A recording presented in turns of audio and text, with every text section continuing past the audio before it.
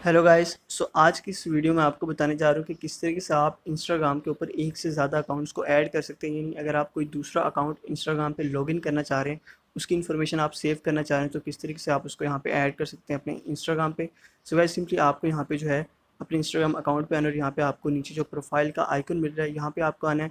उसके बाद गाइस यहाँ पे आपको प्रोफाइल में सबसे ऊपर जो एक 3 लाइनों का ऑप्शन मिल रहा है, आपको वहाँ पे क्लिक करना है। उसके बाद गाइस सिंपली आपको इस सेटिंग्स वाले ऑप्शन में आ जाना है और गाइस सेटिंग्स में आपको स्क्रॉल डाउन करके सबसे नीचे लॉगिन्स का ऑप्शन मिल जाएगा। तो गाइस अगर आप कोई दूसरा अकाउंट यहाँ पे ऐड करना चाह रहे हैं तो आपको यहाँ पे ऐड और स्विच अकाउंट का ऑप्शन मिल जाएगा। तो आपको सिंपली इस ऐड और स्विच अकाउंट वाले ऑप्शन पे टैप करना और यहाँ पे अगर आपके पास कोई आप न्यू अकाउंट ऐड करना चाह रहे हैं तो आपको सबसे नीचे ऐड अकाउंट का ऑप्शन मिल जाएगा।